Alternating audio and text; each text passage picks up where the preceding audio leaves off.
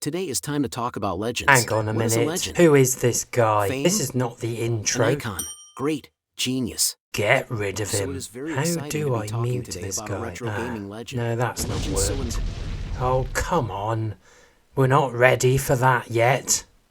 Sega Toys and Radica Arcade Legends Ultimate Plug and Play Volume 2. 6 Sega classics, all within one box of fun. Sega, I'm really looking forward to this. Plugging directly into your TV and directly into your hopes and dreams via those things called phonos. Marketing nonsense boasts superior quality gameplay and the fact that the Megadrive supplanted Nintendo, which I'm not quite sure if that's true, considering Sega now make games for Nintendo. It's a strange old world. I'm not sure about that bright red pad. Operation is managed consistently by 4 AA batteries, which is already a major concern.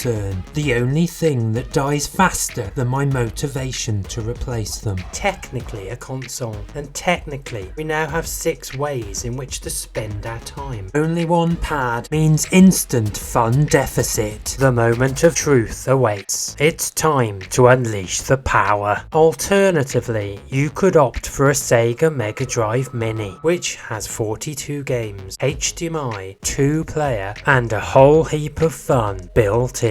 But let's get into the games. Each game is selectable via this monstrosity of a selection screen with crunchy sound each time you wish to select your fate. I remember this.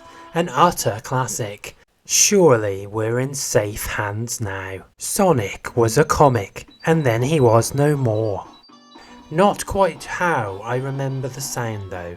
An auditory abomination awaits you in the murdering of this considered classic. Every jump, spin and ring collection shoots a piercing array of off-key distressed sounds to your ears.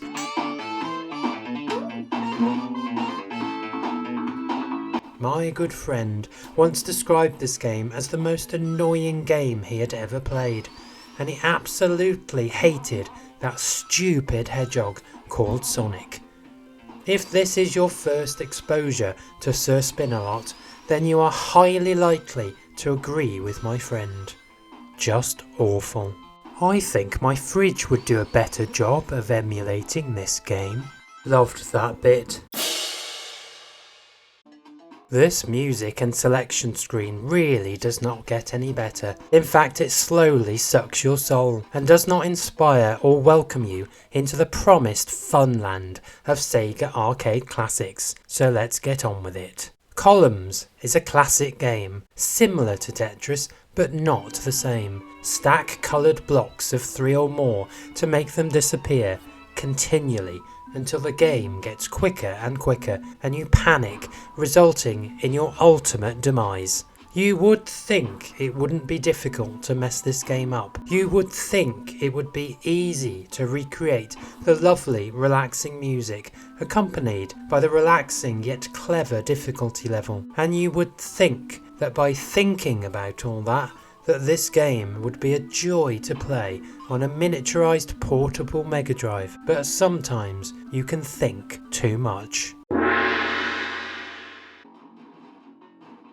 Frighteningly original game involving controlling a puddle and having to avoid things. Why are you a puddle?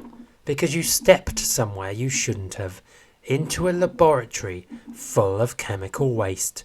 Clearly, you didn't watch RoboCop beforehand to learn a valuable lesson. Created way back in 1995, a year significant for the latest release of Microsoft Windows, called 95, and the first release of a complicated yet highly popular coffee drink from Starbucks, called the Frappuccino. I can't decide whether this is a good game on a terrible games machine, or a terrible game on a terrible games machine. Maybe it's just bad all round. I'm not sure how much fun I can continue to have controlling a blob of green grease around the screen, so I'm not going to bother anymore. I think this game could get very boring very quickly. Lots of green, lots of murky yellow. I'm not convinced that this is an arcade legend in the making. Well, it's already been made, but I don't think it is. Friendly Dolphin called Echo moves underwater to calming, relaxing music and diving up out of the water and whizzing about. Those are my good memories of this classic game, worthy of an Arcade Legends badge all of its own. Completely ruined as it blares through my scratchy speakers and making me want to smash the game to bits, but I can't because it's contained in digital form in a tiny box pretending to be an excellent games machine. Well, you're not fooling me. There were plenty more Echo games made, but this is neither the time or place to discuss those. Never heard of this before unleashing this box of tricks via phono delivery to my small yet adequately formed television set, boasting strategy and action, controlling murky muddy looking people with pistols shooting funny yellow blobs, and I think you have to rescue characters if you can make out what's a character and what is a blade of grass. As we are now getting used to the power that this portable entertainment centre has under the hood, I think we can now get used to the fact that every classic arcade game here is given a rather turgid treatment of graphical and audio fidelity. Could this be forgiven if you have never played a Sega Megadrive before? No, it cannot.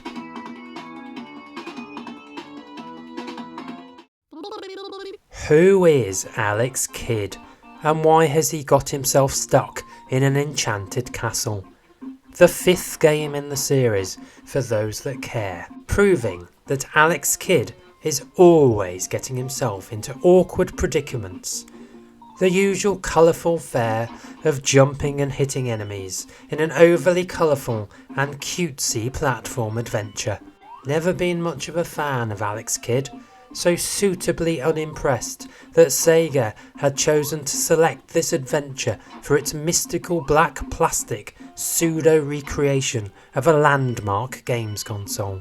Music instantly hits you like being smacked in the face with a large slab of cold mouldy ham.